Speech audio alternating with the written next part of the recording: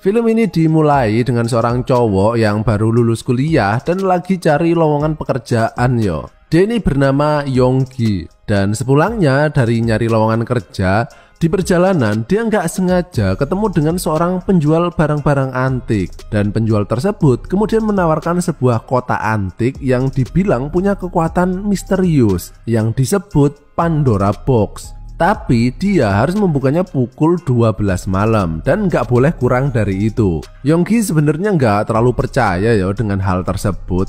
Tapi ya untuk kategori barang murah ya nggak ada salahnya dicoba toh. Yonggi kemudian pulang dan tidur sambil nunggu jam 12 malam. Tapi kemudian dia terbangun dan masih jam setengah 12. Dan karena Yonggi ini nggak sabaran yo, dia pun akhirnya langsung membuka kotak tersebut. Dan ternyata isi dari kotak tersebut adalah sampah. Isinya adalah satu buah kondom dan poster lowongan pekerjaan dari perusahaan yang bernama NIT. Merasa ditipu sama penjual tadi, Yonggi kemudian ngomel-ngomel sendiri dan langsung tidur. Dan film ini pun dimulai. Andasku mumet. Keesokan harinya, Yonggi mencoba melamar ke perusahaan NIT yang ada di kota tadi, dan di sini ia kemudian diwawancarai oleh seorang cewek yang cakep dengan pakaian dalam yang meronta-ronta pengen keluar dari tempatnya. Dia ini bernama Tim Jang. Dan Yonggi ini bukannya fokus ke pertanyaan yang dilontarkan oleh Tim Jang, melainkan fokus ke belahan buah-buahan segar yang ada di depannya. Tim Jang yang kemudian melihat tongkat ajaib Yonggi sudah bangun, dia ini pengertian banget loh, dan langsung menawarkan bikang angetnya yang masih kebul-kebul itu. Dan mereka pun melakukan penggenjotan. Pak D kemudian mikir yo, ini sebenarnya wawancara macam apa? Yang lamar jelas banyak kalau kayak gini yo. Tapi ternyata barusan itu cuma halusinasi Yonggi. Dan Yonggi juga agak bingung kenapa barusan dia mengalami hal tersebut. Sebuah halusinasi tapi terasa seperti nyata. Dan di sini dia masih belum tahu kalau itu barusan adalah salah satu efek akibat dia melanggar pantangan membuka kotak tadi. Sepulang dari wawancara, kemudian dia ini punya janjian kencan online gitu. Jadi dia masih belum pernah ketemu sama cewek yang dimaksud. Dan inilah cewek tersebut yang bernama Juyeon. Dia kemudian mengajak Yonggi pulang ke rumahnya. BTW Juyeon ini menggunakan aplikasi kencan online karena hari ini adalah hari ulang tahunnya. Dan orang tuanya itu mengatakan agar mengundang pacarnya ke acara tersebut. Jadi Yonggi ini ibaratnya dijadikan pacar sewaan gitu.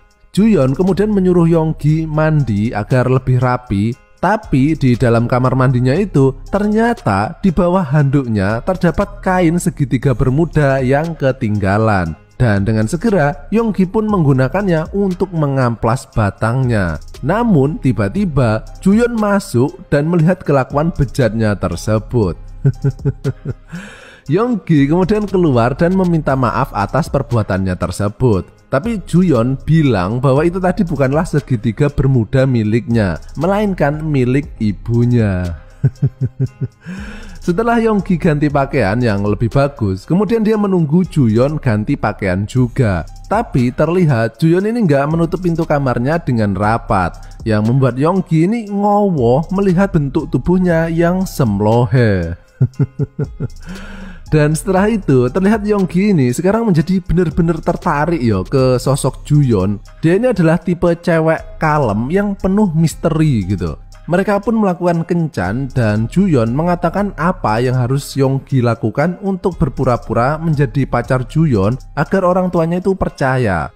Tiba-tiba Juyeon ditelepon oleh seseorang dan mengatakan dia harus segera pergi karena ada urusan penting. Dan Juyeon menyuruh Yonggi untuk pulang dulu ke rumah Juyeon.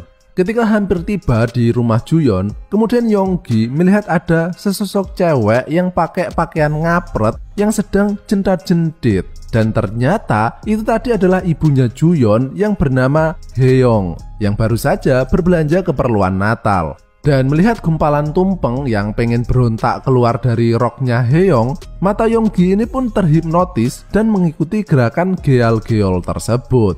Ketika sudah masuk di dalam rumah, Younggi kemudian membantu menghias dekorasi pohon Natal. Tapi tiba-tiba kakinya terpeleset dan terjatuh pingsan. Haeyoung yang melihatnya kemudian menolongnya dan secara tidak sengaja menumpahkan air di celana Younggi. Dan dari sini cerita Jav pun dimulai. Haeyoung kemudian mencoba membersihkan air yang ada di tongkol jagungnya Younggi. Dan Younggi yang sedari tadi melihat nutrijelnya Haeyoung yang kenyal itu kemudian gak kuat dan akhirnya terjadilah perseteruan antara ular dan lubang buaya. Tapi ternyata kejadian barusan itu pun hanyalah halusinasi Younggi saja ketika dia pingsan. Ya meskipun adegannya lumayan lama sih. Di sini terlihat Younggi tersadar dan di depannya sudah ada Juyeon, Haeyoung dan ayahnya Juyeon. Malamnya mereka kemudian merayakan hari ulang tahun Juyeon. Dan ketika Juyeon dan ayahnya pergi ke belakang, terlihat Younggi yang justru PDKT sama Haeyoung. Nah inilah yang disebut sambil menyelam minum susu. Acara ulang tahun tersebut pun selesai dan orang tua Juyeon juga sudah pulang. Sementara itu Juyeon mengantar kepergian Younggi dan berterima kasih atas bantuannya sudah berpura-pura menjadi pacarnya. Ya meskipun cuma sehari sih. Namun Younggi berharap agar besok mereka bisa bertemu lagi. Younggi pun pulang sambil menelpon temennya dan bercerita bahwa hari ini dia nih bahagia banget karena bertemu dengan seorang cewek yang menurutnya sangat menarik. Dia pun langsung pulang dan langsung bergegas untuk tidur. Dan disinilah Pak D kaget dengan cerita film ini. Waktu menunjukkan setengah 12 malam seperti pas dia membuka Pandora Box kemarin. Dan tiba-tiba dia ini diteleport ke waktu pagi hari persis seperti hari kemarin. Yaitu di depan pintu perusahaan NIT tadi ketika dia hendak melamar pekerjaan. Younggi pun tentu saja bingung ya, kenapa dia tiba-tiba ada di sini. Dia pun berusaha pergi dari tempat tersebut, tapi dia akan tetap diteleport terus-menerus ke tempat yang sama pada jam yang sama. Akhirnya Younggi terpaksa masuk ke ruangan tersebut. Dan uniknya, Tim Jang kini kembali mewawancarai Younggi seolah-olah dia ini tidak pernah bertemu dengan Younggi kemarin. Namun karena otak Younggi ini cuma berisi penggenjotan ya, dia merasa bodoh amat dengan keadaan aneh yang dialaminya saat ini. Mungkin ini cuma mimpi saja toh. Younggi pun kini berniat untuk melakukan penggenjotan secara paksa dengan Tim Jang. Tapi dia selalu gagal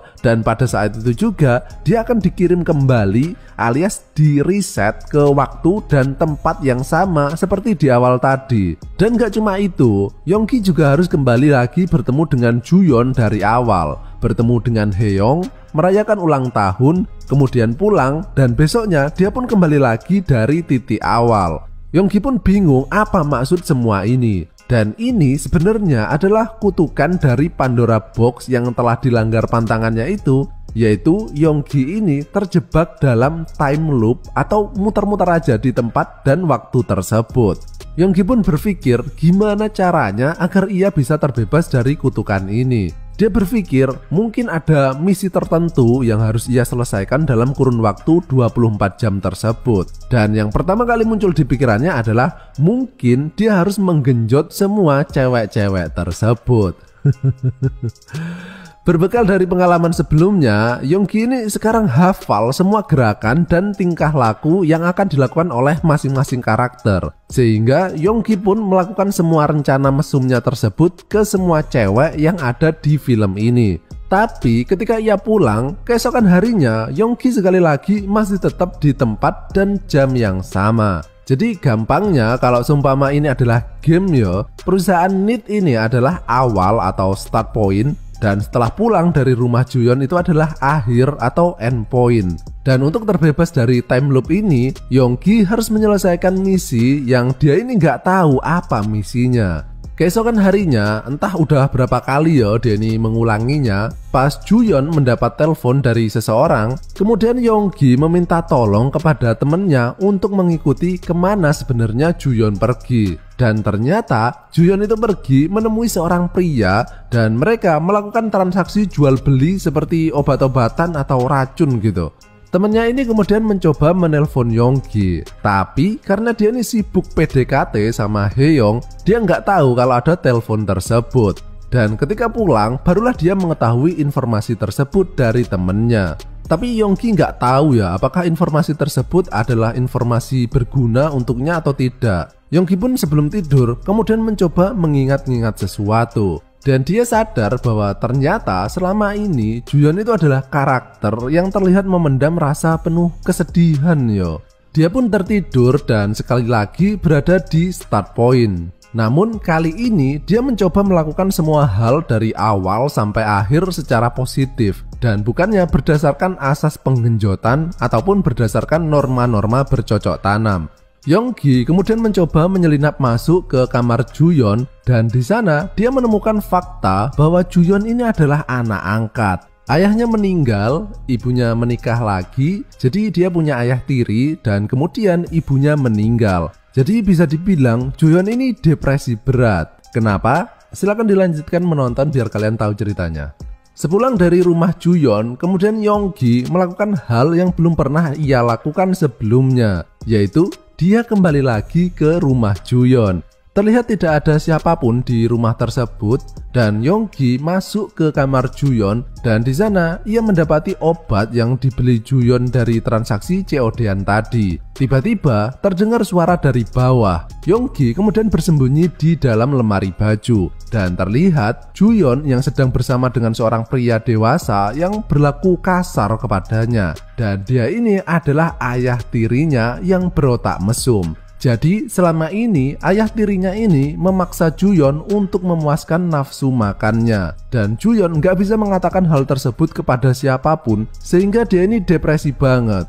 Dan ketika Juyeon hendak diperkusi oleh ayah tirinya, dia mendengar ada suara dari dalam lemari. Ayah tirinya kemudian membukanya dan terlihat Yonggi yang ketakutan. Yonggi pun langsung dihajar oleh ayah tirinya dan kemudian hendak ditikam menggunakan pisau. Tapi tiba-tiba dari belakang Juyeon memukul kepala ayah tirinya tersebut. Setelah tersadar, terlihat Juyeon yang sudah bersiap-siap menusuk ayah tirinya. Namun Yonggi kemudian melarangnya dan mengajaknya untuk pergi dari tempat tersebut.